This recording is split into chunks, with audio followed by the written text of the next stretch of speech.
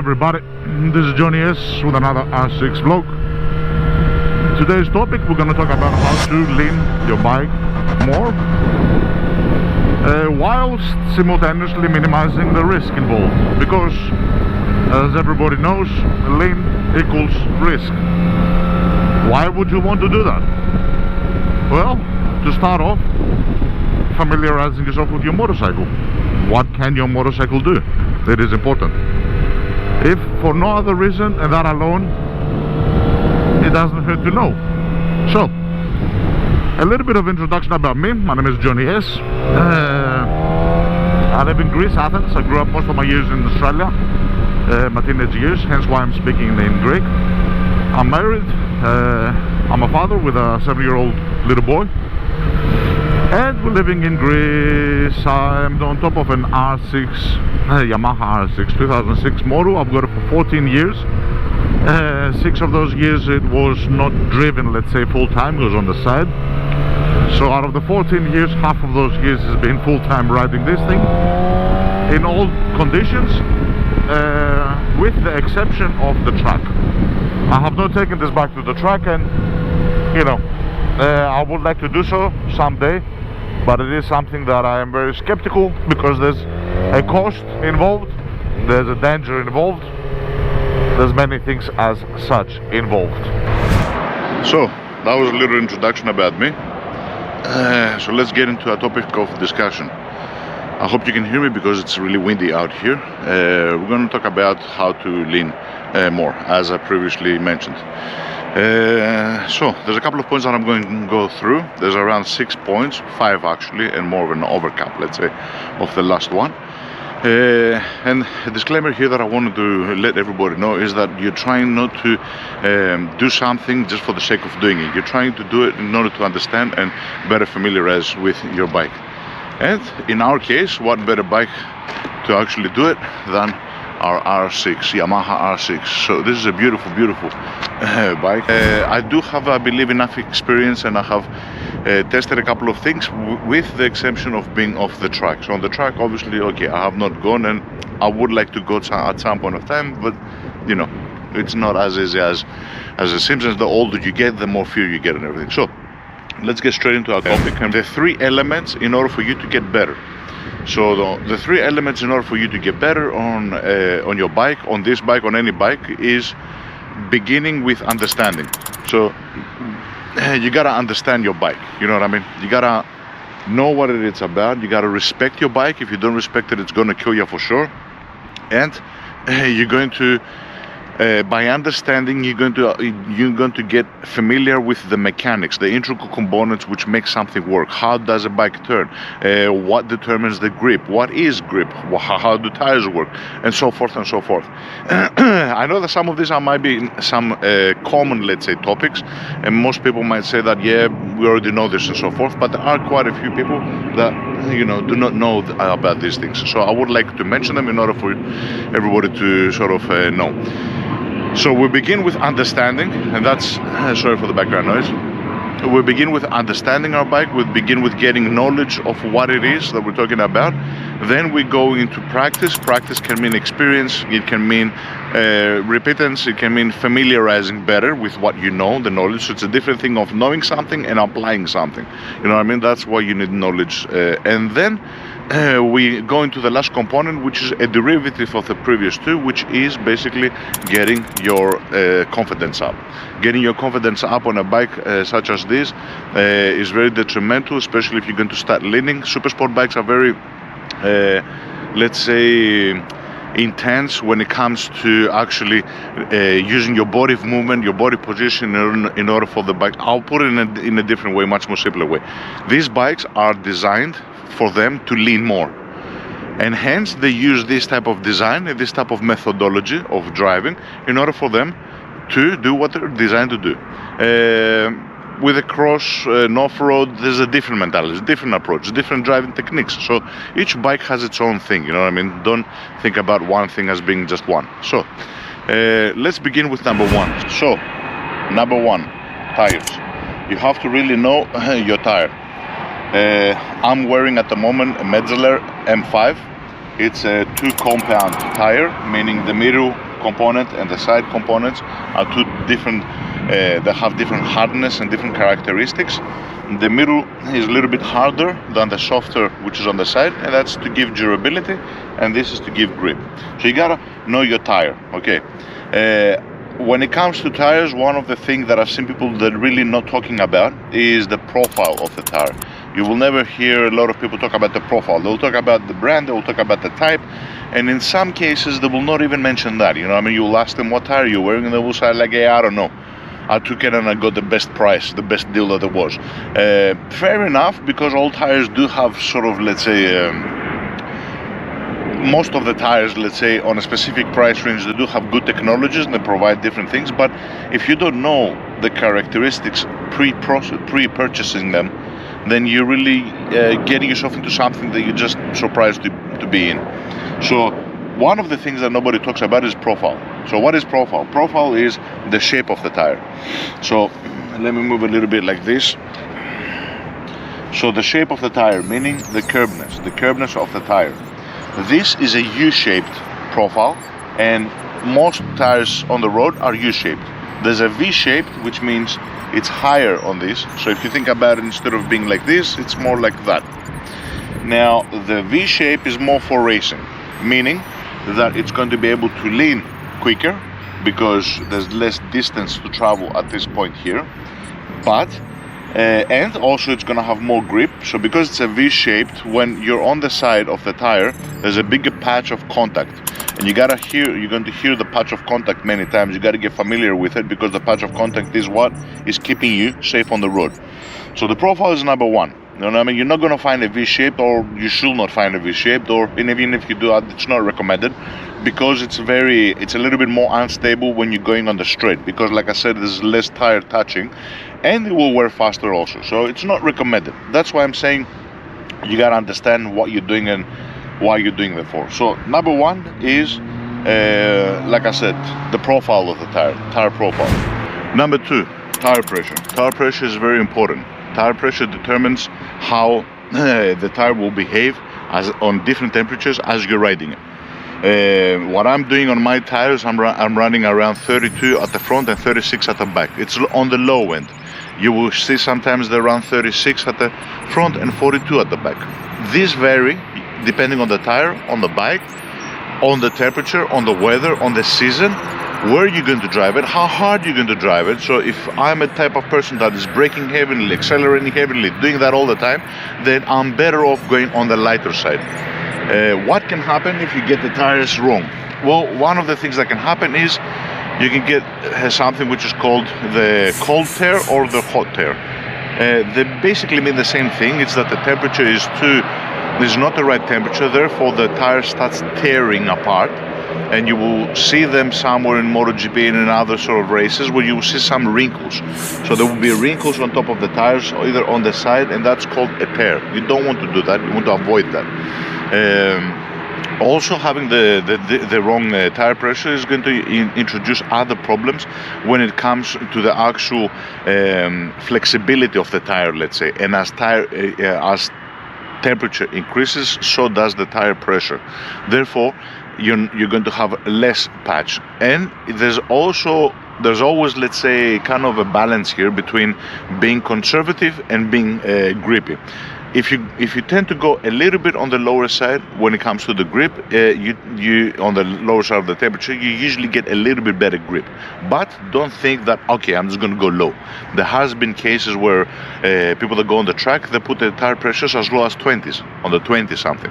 But because they ride it, the temperature increases, and therefore the pressure within the tire also increases to somewhere where they would like. Also, another thing to keep in mind is that people on the racetrack don't care about being conservative. You know what I mean? If you're going to have a tire and you're going to change it every time you do like a 1-2 tracks, then you don't care. But if your tracks are on a daily use and something that you've paid, you want to be conservative. Hence why they have the 2 compounds. Hence why they're harder in the middle. They're doing all these things in order for you to have more miles out of your tire without losing the grip. So tire pressure is another thing which is very, very important. So now we go to the other component, which is suspension. We have a rear suspension here at the back. You can see the spring. This is the suspension, which is fully adjustable on this bike, and we have our front suspension. Our front suspension is this shocks, as you can see.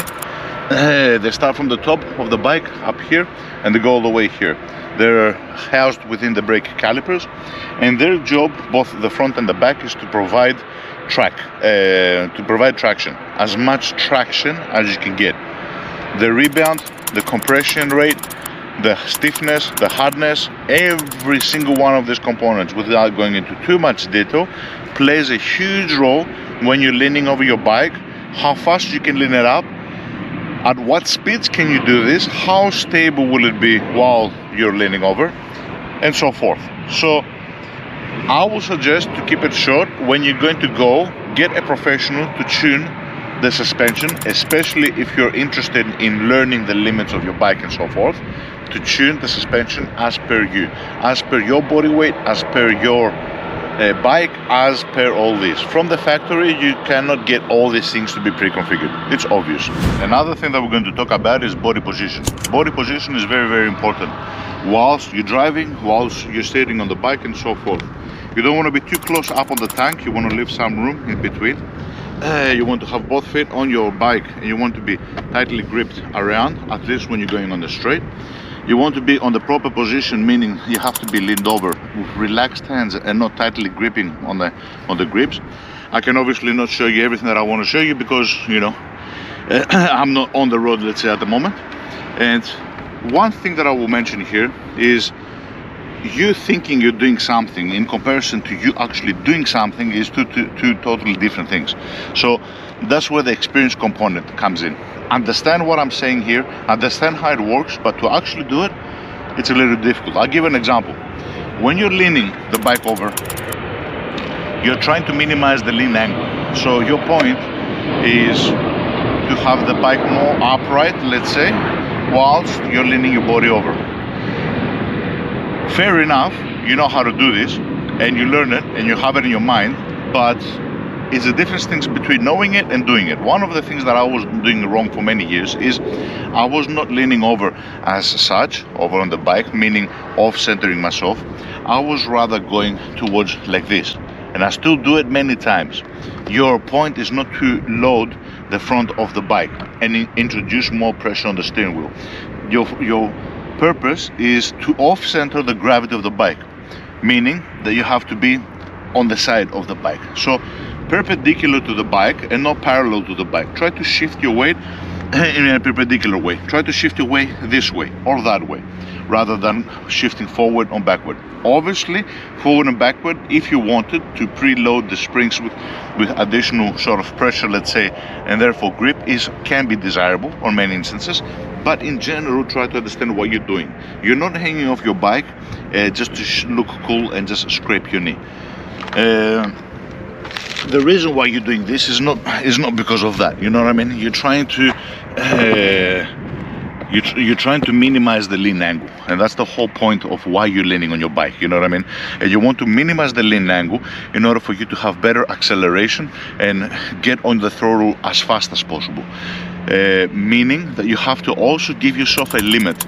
Hanging off your bike and having the back wheel, let's say, spin a little bit, it means that in order for you to save it with a steady hand gas, you have to sort of decrease the lean angle of the bike a little bit. If you're already hanging at your maximum and your right foot, let's say on the left turn, is just barely holding you onto the bike, then you don't have the capability to shift the bike on the upright position a little bit more without introducing additional risks. So always have that in mind. You know what I mean? You're not like Valentino Rossi. You don't need to take everything to the limit. Know where you are, but feel comfortable that as your body positioning yourself and you're hanging off your bike, that if you need to lift the bike a little bit, you do have a little bit of room on your legs, on you know how you're holding the bike. So don't go all the way to the limits, let's say. Another thing to think about is your environment. Very important.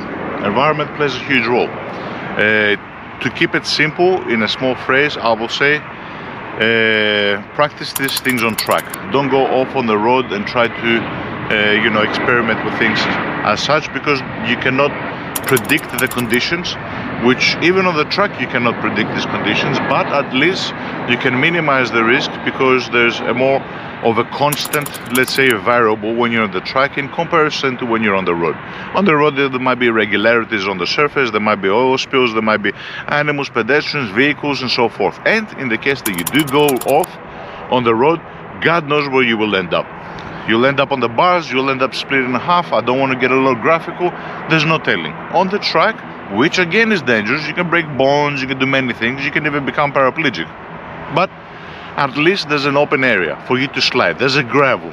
You miss the brakes, you didn't brake enough, you can straighten up your bike and you can go a little bit on the gravel. There's less chance for you to have fatal accidents as in accordance to the road. And obviously there's roads and regulations that you need to follow. You know what I mean? You can't play it MotoGP on the road. So environment is another thing that you need to keep in mind there. That's why I say many times when I see guys which are like show-offs and they're saying, you got chicken strips and stuff, they're not really serious.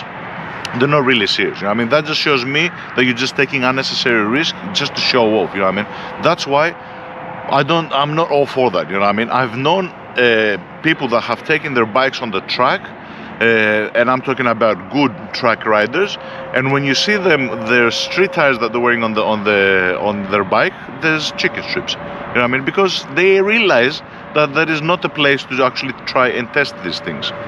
So that's another thing. Environment, very, very important. Keep that in mind. Yeah. What did you say? All right. Should I tell them? Okay. Okay, another point now. Listen to your bike. It will tell you when you're doing things wrong. So learn your machine. Like I said before, respect it, understand it, and whilst you're doing things and you're testing your let's say limitations, the bike, which again I'm not recommending for the road, but the bike, if you're on the track, let's say you're going to the track and you're trying to test your grip, you're trying to test your lean angle, you try to get better and better, listen to what the bike is telling you. Every single different turn, every single different speed at a turn is different. You have to understand this. Even the way that you're going to trail brake on a turn, how much preload there's going to be on the front tire will determine what's going to happen. So there's a lot of parameters, and to say all these out by heart is, I will say, impossible. You have to listen to your bike. It's going to give you certain things, it's going to warn you about certain things, and you have to be cautious and be responsive, as well as having a feeling at that moment, having a feeling for your bike and understanding that when something's happening, why it's happening, knowing, experiencing, feeling the bike. So you gotta, and that's when when we're talking about limitations, because you will, unfortunately or fortunately, you are testing the limits, and when you're testing the limits, you're testing the risk. Like I said before, lean equals risk. That's the formula. So you will need to at some point understand where is your limits and your bike's limits. So keep that in mind. So finally, I'm going to close up with an overcap of what we discussed. All the things that I mentioned, keep them in your mind, try to understand them, try to understand the mechanics behind it, the methodology of how things work. And another last thing is know thyself. I'm going to call it like that. Understand your body type and your bike type. Okay, what does that mean? That means, in my case, I'm a little bit on the heavy end, on the heavy side. This is a determining factor. It plays a role, you know what I mean? When it comes to me setting up my suspension, as I said, when it comes to me how I'm going to body position, when it comes to me leaning over the bike, how much pressure is going to be applied to the front side, what's my body style, how do I lean over, am I doing it a little bit wrong, do I have an issue with my back, therefore I tend to lean a little bit more on the forward side? That's going to play a role on the bike. It's going to play a role on the weight distribution between the back and the front tire. So knowing this, investigating yourself, familiarizing with what you're doing, paying attention, feeling what you're doing is going to allow you to know that, yeah, I'm a this type of rider, meaning that turn I have to do this and this in order for me to increase my lean angle without adding additional risk. So you got to know yourself, your body type as much as your bike type. That's why I say body type, bike type, and the bike type as well. You know what I mean? If you've got a chopper bike, you will never be able to like follow a guy which has got a super sport. I'm sorry, because I have seen this on the road. A lot of people that have this notion of like, I'm going to, you know, play a hardcore, they see me on the road and they start going fucking spastic. I've seen the naked bikes do that.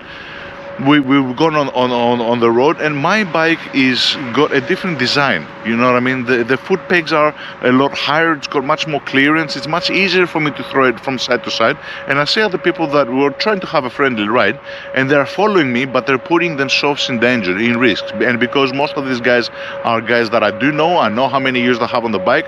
Seeing them do this kind of makes me cut back for their safety, you know what I mean, just to make sure that they don't go overboard, because easily you can get obsessed, you can easily get sort of caught up in the moment and say, you know, like, oh, look at him, he's going like that, I'm going to also do that as well. Don't do that. Try to understand your bike type and your body type, or your type, you know what I mean, your type and the bike type. In combination of those two, they're going to determine, you know, whether you can do things or you cannot do things. Understand the limitations, understand the application, understand why you bought the bike and what the purpose is. Trying to use a bike which is for one thing, for another thing, I will say no, it's not the best way to go about it. So that's all I had to say for today, guys. I hope you enjoyed the video. I know it's on the lengthy side, but it had a lot of technical sort of things that I wanted to mention. Not so technical as far as understanding, knowledge of the determining factors. I tried to break them. I'm sure there's more. So if you feel something that I've not mentioned or something, leave in the comments, you know what I mean, I might discuss it further. But these are the main points, at least on my mind, when I drive around the bike, the things that I've seen. I'm no expert, like I said. I'm no MotoGP driver, I'm no Valentino Rossi, I don't pretend to be. But I have noticed these things, and I've noticed that me understanding how these things work actually makes me better and improve both my handling, my confidence, the feel that I have.